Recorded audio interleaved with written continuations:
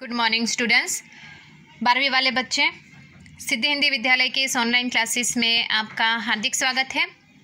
अब बच्चों, यहाँ पे हमारा ये जो पाठ है, 3 पाठ हुए।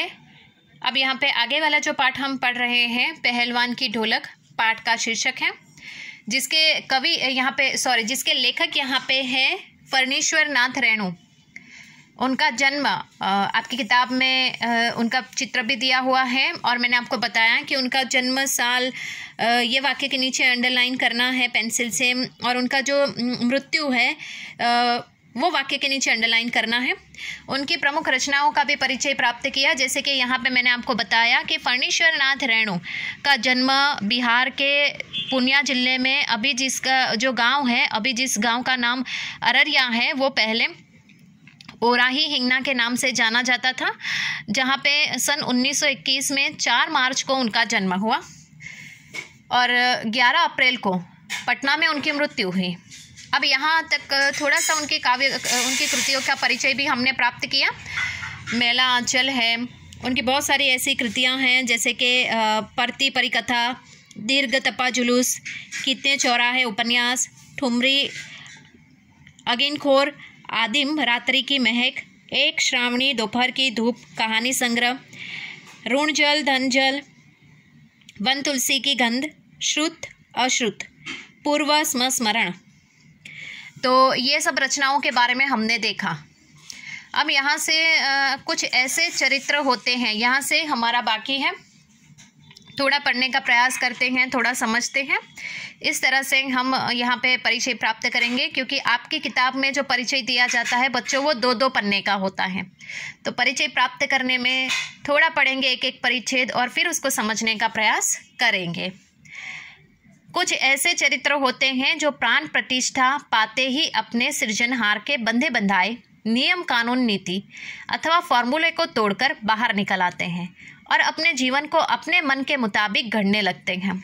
मतलब यहाँ पे उन्होंने बताया कि संसार में कुछ ऐसे इंसान भी होते हैं। इतना बड़ा संसार है बच्चों, इस संसार में हमने देखा है कि अलग अलग प्रकार के लोग अलग अलग प्रकार से उनकी जो ख्यातियाँ होती है, उनका जो नाम होता है, वो प्राप्त करते हैं। तो ऐसे कितने सारे इंसान हैं संसार में जो इस संसार के नीति नियमों को तोड़ते हैं, जो सृजनहार जो होते हैं, उनके बंधे बंधाए नियम कायदे कानून से परे होकर वो अपनी एक अलग पहचान बनाते हैं, वो अपना एक अलग ही प्राण प्रतिष्ठा प्राप्त करते हैं। वे अपने जीवन को उस मुकाम तक ले जाते हैं जो उनका सपना होता है। लेकिन यहाँ पे उन्होंने बताया है कि जैसे कि जो इंसान अपने जीवन में संघर्ष करता है, श्रम करता है, वो इंसान अपने जीवन में आगे बढ़ता है, अपने सपनों को पूरा करता है। तो उन्होंने इस पंक्ति के माध्यम से बताया है कि जो इंसान अपने जीवन में श्रम मेहनत करके अपना एक नाम मुकाम बनाता है, ऐसे इंसान यहाँ पे बंधे बंधाए कानून नीति जो फॉर्मूला बनाए होते हैं, उसको भी ऐसी स्थितियों में से बाहर आकर अपनी एक अलग दुनिया बनाते हैं, अपनी एक अलग नाम की पहचान बनाते हैं। हिंदी साहित्य में आंचलिक उपन्यासकार के रूप में प्रतिष्ठित कथाकार फणीश्वर नाथ रेणु जी का जन्म और जीवन उतार चढ़ाव एवं संघर्षों से भरा हुआ था। साहित्य के अलावा विभिन्न राजनीतिक एवं सामाजिक आंदोलनें भी उन्होंने सक्रिय भागीदारी की। उनकी यह भागीदारी एक और देश के निर्माण में सक्रिय रही, तो दूसरी और रचनात्मक साहित्य को नया तेवर देने में सहायक रही। अब यहाँ पे स्पष्ट रूप से बताया गया है बच्चों कि जैसे कि ये जो फणीश्वर नाथ रेणु है, ये फणीश्वर नाथ रेणु यहाँ पे आंचलिक उपन्यासकार, यानी कि यहाँ पे जो ग्रामीण जीवन है, ये ग्रामीण जीवन को उन्होंने अपने उपन्यासों में अर्थात कहानियों में वास्तविक जैसे पढ़ते हैं तो ऐसा लगता है कि जैसे हुबहू चित्र, ऐसा उन्होंने वर्णन किया है। इतना ही नहीं, उनके जीवन में बहुत ही उनको उतार चढ़ाव देखने को मिले। मतलब उनका जीवन जो है बच्चों, वो संघर्ष से भरा हुआ था। इसके साथ साथ उन्होंने बताया है, उनके परिचय यहाँ पे दिया गया है कि साहित्य के अलावा भी, साहित्य को छोड़कर भी उन्होंने विभिन्न क्षेत्रों में, जैसे कि सामाजिक आंदोलन में उन्होंने हिस्सा लिया और सक्रिय रूप से वो भागीदार भी रहे। और इसके साथ साथ इतना ही नहीं, देश के निर्माण में भी उन्होंने सहयोग दिया। और एक तरफ वो देश के निर्माण में भी अपना सहयोग देते थे, तो दूसरी ओर वो साहित्य की रचना करने में भी वो अपनी जो विशिष्टता है वो दिखा रहे थे। अब यहाँ पे उनका जो एक वाक्य के नीचे अंडरलाइन करना है, कौन सा, यहाँ पे बहुचर्चित आंचलिक उपन्यास सन 1900, ये देखो यहाँ पे ये दिया गया है ना, ये वाक्य के नीचे पूरा प्रकाशित हुआ, यहाँ तक अंडरलाइन कीजिए। आंचलिक उपन्यास मेला आंचल, ये हिंदी साहित्य के इतिहास में सबसे महत्वपूर्ण रचना कही जाती है। एक रूप से हम कह सकते हैं कि यहाँ पे ये प्रसिद्ध रचना है फणीश्वर नाथ रेणु की।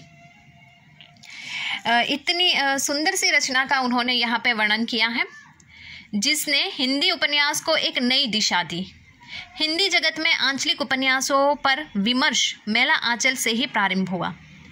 आंचलिकता की अवधारणा के कथा साहित्य में गांव की भाषा, संस्कृति और वहां के लोक जीवन को केंद्र में ला खड़ा कर दिया।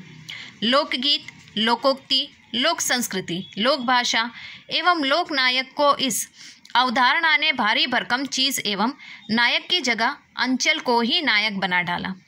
उनकी रचनाओं में अंचल कच्चे और अनगढ़ रूप में ही आते हैं। अब यहाँ पे सबसे पहले तो ये आंचलिक उपन्यास जो मेला आंचल है, मेला आंचल मैंने आपको बताया ना, ये हिंदी साहित्य के क्षेत्र की उनकी विशिष्ट प्रकार की रचना है, जिसमें यहाँ पे उन्होंने साहित्य हिंदी उपन्यास को एक नई दिशा दी। इतना ही नहीं, मैंने आपको बताया कि मेला आंचल ये जो उपन्यास है उसमें पूरा ग्राम्य जीवन उन्होंने दर्शाया है। तो गांव की स्थिति कैसी होती है, गांव का जीवन कैसा होता है, गांव के लोग किस प्रकार से होते हैं, गांव की जो यहाँ पे स्थिति कैसी होती है उसका वर्णन उन्होंने किया है। और गांव की भाषा और संस्कृति का उन्होंने जैसे आबेहूब चित्र हमारे सामने इस उपन्यास के माध्यम से प्रस्तुत किया है। अब यहाँ पे लोकगीत यानी लोगों के द्वारा गाए जाने वाले गीत। पुराने समय में गाँव में ये लोकगीत ज़्यादा गाए जाते थे। हर एक जगह अलग अलग संस्कृति के अलग अलग लोकगीत होते थे। अब यहाँ पे लोकोक्ति यानी लोगों के द्वारा कही जाने वाली उक्तियाँ, लोकोक्तियाँ, मुहावरे, लोकोक्ति, ये शब्द से हम परिचित हैं। लोगों के द्वारा कही जाने वाली उक्तियाँ। उसके बाद लोक संस्कृति, तरह तरह के गाँवों में उनकी अलग अलग प्रकार के जो रहने वाले लोग हैं गांव के, उनकी अलग प्रकार के संस्कृति होती है, नियम रीति रिवाज होते हैं। लोक भाषा, हम किसी भी गांव में जाते हैं तो हर एक गांव में उनकी अपनी खुद की एक गांव की जो भाषा होती है विशिष्ट प्रकार की। लोकनायक, अर्थात यहाँ पे जो उन्होंने ये उपन्यास लिखा मेला आंचल, उसमें उन्होंने जिस लोकनायक को मध्य में रखकर उन्होंने ये पूरा उपन्यास लिखा, तो ये जो लोकनायक है अर्थात यहाँ पे जिसके केंद्र में रखकर ही ये पूरी कहानी चलती थी, उसमें उपन्यास चलता था, वो भी यहाँ पे विशिष्ट प्रकार का है। कल हम यहाँ पे आगे के वीडियो में, आज हम यहाँ पे रुकते हैं बच्चों। आगे के वीडियो में मैं आपको ये मेला आंचल में कौन सी कहानी, वो थोड़ी सी आपको 2 मिनट के लिए उसकी चर्चा करेंगे, ताकि आपको पता पड़े कि ये मेला आंचल जो है, ये जो हिंदी साहित्य में उपन्यास क्यों इतना विशिष्ट माना जाता है। ठीक है, तो आज के इस वीडियो में हम यहाँ तक रुकते हैं। आने वाले वीडियो में हम ये जो कहानी यहाँ पे उपन्यास बताया गया है मेला आंचल, तो उसके ऊपर थोड़ी सी हम कहानी मैं आपको बताकर उसकी चर्चा करूँगी। तब तक के लिए यहाँ पे रुकते हैं। Thank you.